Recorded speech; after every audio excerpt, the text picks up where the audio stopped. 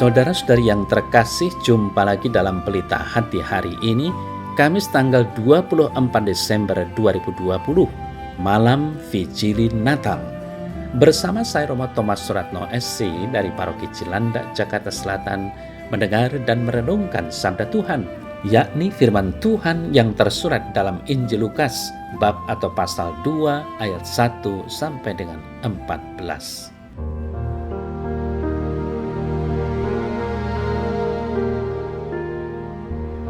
Pada waktu itu Kaisar Agustus mengeluarkan suatu perintah menyuruh mendaftarkan semua orang di seluruh dunia. Inilah pendaftaran yang pertama kali diadakan sewaktu Kirenius menjadi wali negeri di Syria.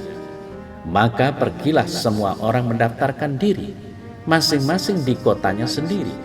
Demikian juga Yusuf pergi dari kota Nazaret di Galilea ke Yudea, ke kota Daud yang bernama Betlehem, karena ia berasal dari keluarga dan keturunan Daud, supaya didaftarkan bersama-sama dengan Maria, tunangannya, yang sedang mengandung. Ketika mereka di situ, tibalah waktunya bagi Maria untuk bersalin, dan ia melahirkan seorang anak laki-laki, anaknya yang sulung, lalu dibungkusnya dengan lampin dan dibaringkannya di dalam palungan, karena tidak ada tempat bagi mereka di rumah penginapan. Di daerah itu ada gembala-gembala yang tinggal di padang, menjaga kawanan ternak mereka pada waktu malam. Tiba-tiba berdirilah seorang malaikat Tuhan di dekat mereka, dan kemuliaan Tuhan bersinar meliputi mereka, dan mereka sangat ketakutan. Lalu kata malaikat itu kepada mereka, "Jangan takut, sebab sesungguhnya aku memberitakan kepadamu kesukaan besar untuk seluruh bangsa. Hari ini telah lahir bagimu juru selamat, yaitu Kristus Tuhan di kota Daud. Dan inilah tandanya bagimu, kamu akan menjumpai seorang bayi dibungkus dengan lampin dan terbaring di dalam palungan." Dan tiba-tiba tampaklah bersama-sama dengan malaikat itu sejumlah besar bala tentara sorga yang memuji Allah, katanya, "Kemuliaan bagi Allah di tempat yang maha tinggi, dan damai sejahtera di bumi di antara manusia yang berkenan kepadanya."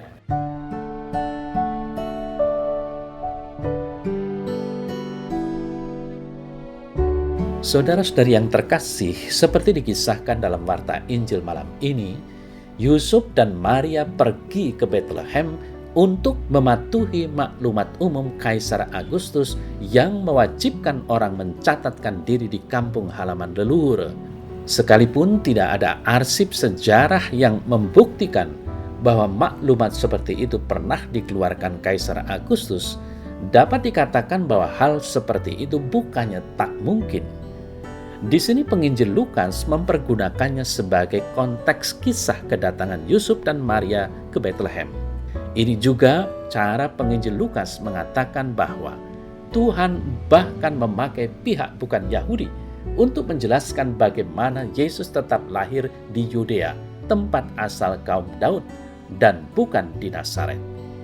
Kelembagaan Yahudi sendiri kiranya tidak cukup. Bahkan lembaga itu sudah tak banyak artinya lagi. Seperti banyak orang asli Yudea lain, Yusuf dan Maria termasuk kaum yang terpencar-pencar, hidup dalam diaspora di daerah bukan asalnya. Ironisnya, yang betul-betul masih bisa memberi identitas orang Yudea kini bukan lagi ibadat tahunan di Yerusalem, melainkan cacah jiwa yang digariskan penguasa Romawi.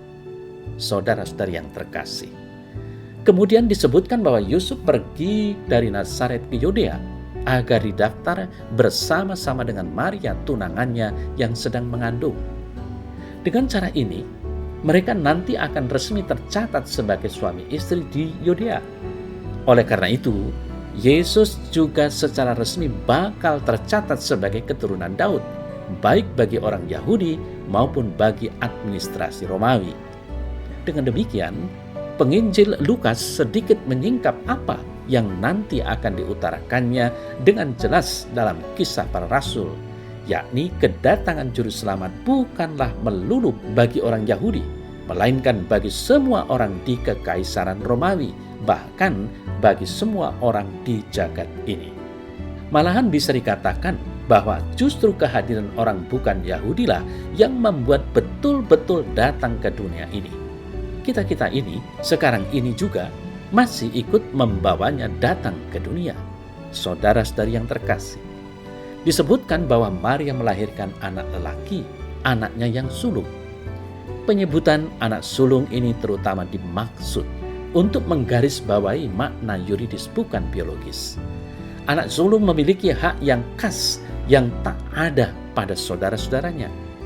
Dalam hal ini hak sebagai keturunan Daud dengan semua keleluasaannya. Oleh karena itu, ia juga nanti dapat mengikutsertakan siapa saja untuk masuk dalam keluarga besarnya. Anak bukan sulung tidak memiliki hak seperti itu. Saudara-saudari yang terkasih, sang bayi yang baru lahir itu kemudian dibungkus dengan lampin dan dibaringkan dalam palungan karena tidak ada tempat bagi mereka di rumah penginapan. Bukan maksud penginjil Lukas mengatakan bahwa mereka tidak dimaui di mana-mana. Tempat-tempat yang biasa sudah penuh para pengunjung yang mau mendaftarkan diri menurut maklumat Kaisar Agustus. Mereka akhirnya menemukan tempat umum yang biasa dipakai tempat istirahat rombongan karavan bersama hewan angkutan mereka, semacam stasiun zaman dulu. Tempat-tempat seperti ini memiliki beberapa kelengkapan dasar, misalnya palungan, tempat menaruh makanan bagi kuda atau hewan tunggangan. Sekali lagi, ini cara penginjil Lukas mengatakan kelahiran Yesus ini terjadi di tempat yang bisa terjangkau umum. Tempat seperti itulah tempat bertemu banyak orang. Maka dari itu, nanti para gembala dapat dengan cepat mendapatinya.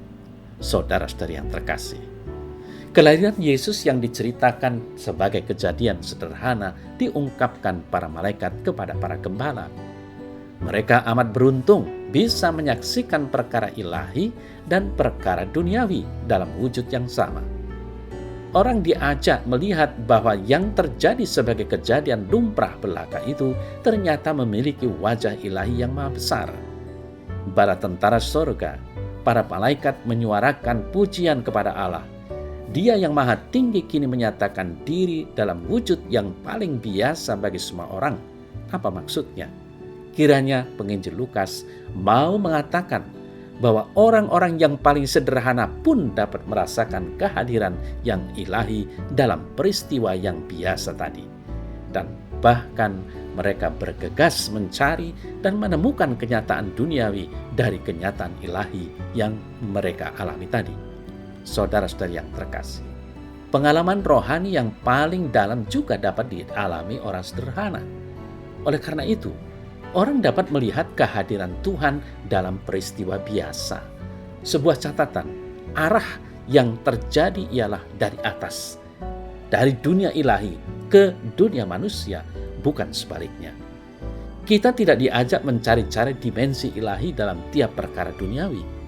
Ini bisa mengakibatkan macam-macam masalah dan keanehan. Yang benar ialah mengenali perkara duniawi yang memang memiliki dimensi ilahi. Ada banyak perkara duniawi yang tidak memilikinya. Dalam arti itulah warta malaikat kepada para gembala dapat membantu kita menyikapi dunia ini. Misteri inkarnasi ialah kenyataan yang membuat orang makin peka akan kenyataan duniawi yang betul-betul menghadirkan yang ilahi, bukan tiap kenyataan duniawi. Saudara-saudari yang terkasih, kelahiran Yesus diceritakan sangat singkat dan sederhana. Dan ia melahirkan seorang anak laki-laki, anaknya yang sulung, lalu dibungkusnya dengan lampin dan dibaringkannya di dalam palungan karena tidak ada tempat bagi mereka di rumah penginapan. Di sini jelas bahwa Sang Juru Selamat sendiri menjadi ringkih dan lemah. Dalam surat kepada umat di Korintus, Santo Paulus menulis, "Ia yang oleh karena kamu menjadi miskin, sekalipun ia kaya, supaya kamu menjadi kaya oleh karena kemiskinannya." Dengan kata lain, Sang Juru Selamat telah menjadi manusia seperti kita. Ia solider dengan manusia dalam keadaannya yang ringkih dan lemah. Ia tidak mengangkat manusia dari kegelapannya dari luar, melainkan dari dalam. Jalan ini ditempuhnya dengan konsekuen, dengan penderitaan dan wafat di salib, tempat puncak cintanya kepada manusia dan kesetiaannya kepada Allah. Saudara-saudari yang terkasih, hari kelahiran Yesus adalah hari pengharapan. Karena kita yang ringkih dan lemah mendapatkan damai sejahtera sejati. Namun Natal adalah sekaligus hari kegembiraan, karena Allah berkenan menyatakan kasih karunia-Nya dalam diri Yesus. Kecuali itu, Natal juga memberi perutusan kepada kita untuk membuat kasih karunia Allah tampak dan dialami semua orang.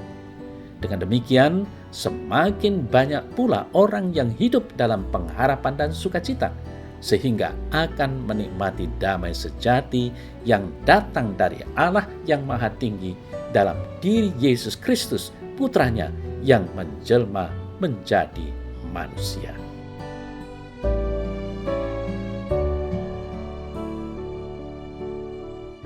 Dalam nama Bapa dan Putra dan Roh Kudus. Amin.